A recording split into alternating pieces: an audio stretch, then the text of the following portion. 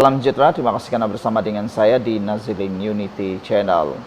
Agak kesian juga kepada para penjawat awam yang tidak sign SSPA. Dikabarkan bahwa terdapat beberapa ribu orang yang tidak sign SSPA, tidak tanda tangan SSPA. Rata-rata mereka ini mungkin sedang menyesal gigit jari, beliur melihat orang gembira dapat kenaikan gaji. Dan kebanyakan mereka ini sebenarnya termakan hasutan, termakan pujuk rayu, dan termakan penipuan khususnya daripada pembangkang.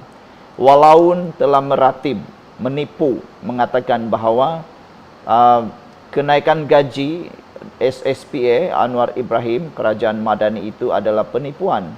Ada yang mengatakan bahawa ianya tidak akan dilaksanakan dan hanya untuk menyusahkan penjawat awam.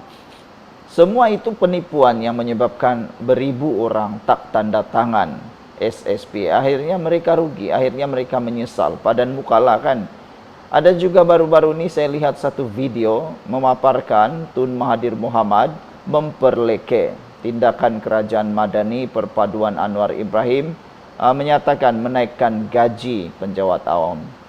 Akhirnya apa terjadi? Memang ada yang tertipu. Paling kesian maci-maci, paci-paci yang dah nak pencen. Mereka tak tanda tangan SSPA kerana tertipu.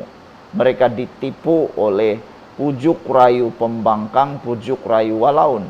Walhal yang memujuk rayu itu bukan pun penjawat awam. Aduh, bodoh jugalah kan. Nak kata bodoh pun memang bodoh lah. Tak apalah, orang cakap kasar pun kasar lah. Sebab memang kebanyakan yang membuat konten untuk memperleke kenaikan gaji oleh Anwar Ibrahim itu adalah bukan penjawat awam. Bodoh betul lah kan. Orang mereka tu bukan penjawat awam. Tapi yang percaya pula penjawat awam, itu lagilah bodoh lah. Kenapalah mereka tak sign SSPA itu? Sekarang menyesal, menonggeng, tak tahulah nak kata apa lagi kan. Itulah, tak dengar nasihat, salah tempat dengar nasihat. Mereka dengar nasihat orang yang salah. Anda patut mendengar nasihat yang tepat. Jangan didengar nasihat orang yang bukan penjawat awam. Lebih-lebih lagi para pembangkang walaun yang nak mengharapkan kejatuhan Anwar Ibrahim. Yang rugi siapa? Anda sendiri. Yang untung siapa? Mereka di sana ketawa-ketawa. Tak apalah.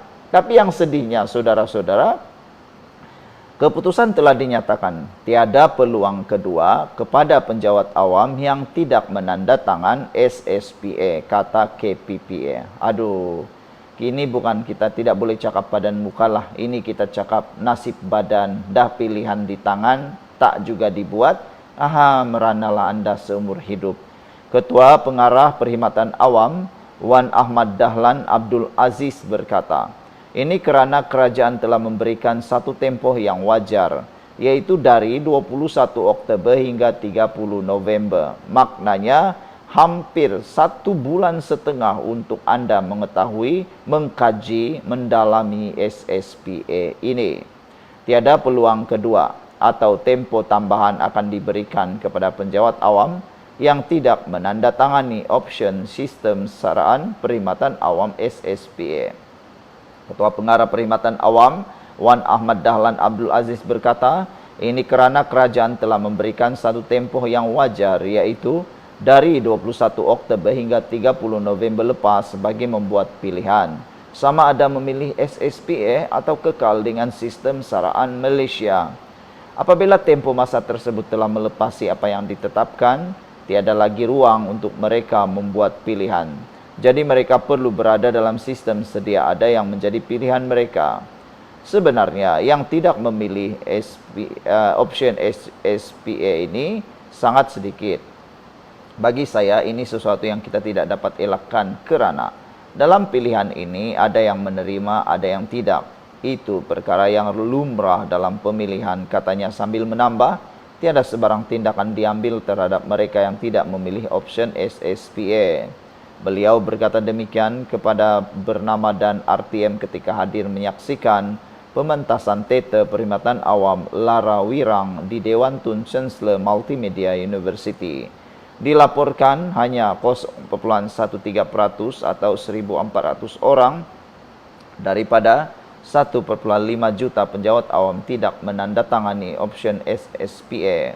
Wan Dahlan dalam pada itu turut mencairkan penghargaan kepada penjawat awam kerana menandatangani option SSPA malah menikmati kenaikan gaji pertama mereka semalam selepas pelarasan di bawah skim itu. Ini menunjukkan apa yang dinyatakan Perdana Menteri Anwar Ibrahim sebelum ini telah pun dikotakan. Sekian untuk kali ini, jangan lupa tinggalkan komen Anda. Salam sejahtera, terima kasih kerana bersama dengan saya di Nazlin Unity Channel. Adakah dengan pendedahan ini mengesahkan bahawa memang ada pergolakan antara Parti Bersatu dan PAS? Ini kerana kita sudah tahu baru-baru ini Bendahari Agung Perikatan Nasional Dr. Syem telah pun letak jawatan. Peletakan jawatan beliau itu menjadi satu titik baru dalam politik era Perikatan Nasional. Ada yang menjangkakan ianya mungkin adalah satu petanda bahawa Perikatan Nasional dalam pergolakan yang besar. Namun akhirnya wanita PN tampil mempertahankan Muhyiddin, PAS dan juga Bersatu. Kalau kata wanita PN, mereka yakin Muhyiddin bijak tangani gesaan PAS. Apa yang bijaknya Muhyiddin menangani gesaan PAS ini? Adakah Muhyiddin akan mengarahkan Azmin Ali meletak jawatan sebagai Setiausaha Agung Perikatan Nasional lalu digantikan dengan Taqiyuddin Hasan? Adakah itu yang akan berlaku? Kalau itu yang berlaku, kesianlah Azmin Ali kan, baru saja dilantik sebagai Setiausaha Agung Perikatan Nasional, tiba-tiba pula dipecat atau diarah undur diri untuk memberi ruang kepada Taqiyuddin Hasan. Itu memang bikin malulah. Itu memang satu perkara yang memalukan, bukan saja kepada Muhyiddin, bukan saja kepada Perikatan Nasional, tapi terlebih lagi kepada Azmin Ali. Jadi kalau Azmin Ali dipaksa untuk undur diri, macam Peja diarah untuk tidak bertanding dalam pertandingan timbalan pengerusi Presiden Parti Bersatu, adakah Azmin Ali juga mengalami nasib yang sama? Kalau dia letak jawatan, dia diletak di mana lah lepas itu kan? Apakah jawatan Azmin Ali selepas kalaulah beliau diarah untuk letak jawatan atau diarah untuk berundur diri? Takkanlah dia akan dilantik di jawatan EJK pula. Itu memang sadis lah.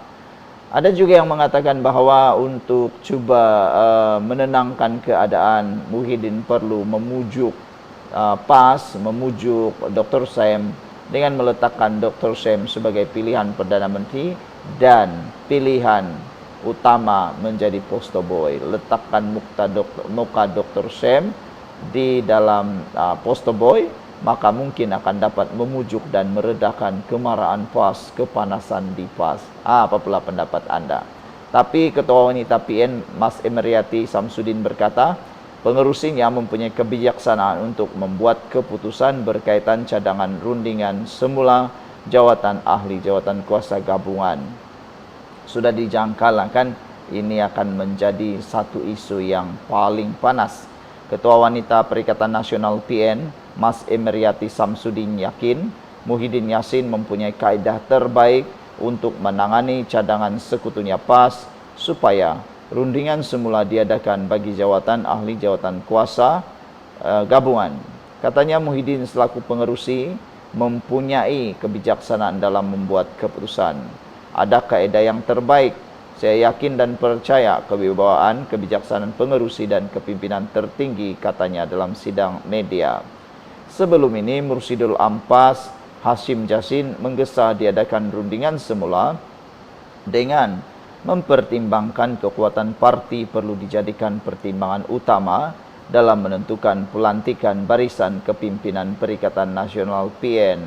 Mengakui kuasa itu di bawah Muhyiddin, Hasim berkata, setiap keputusan dibuat perlu secara bertimbang rasa dan ambil kira kedudukan rakan komponen.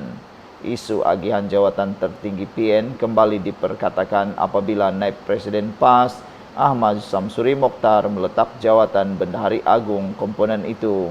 Keputusan itu dibuat beberapa hari selepas PN mengesahkan pelantikan Azmin Ali sebagai Setiausaha Agung selain beberapa pemimpin Bersatu yang lain. Turut diumumkan Timbalan Presiden Bersatu Hamzah Zainuddin sebagai Timbalan Pengerusi PN, Naib Presiden Ahmad Faizal Azumu, Ketua Penerangan PN, manakala Mas Emriati Samsudin mengetuai sayap wanita komponen berkenaan. Sekian untuk kali ini, jangan lupa tinggalkan komen Anda. Kita jumpa lagi. Bye-bye.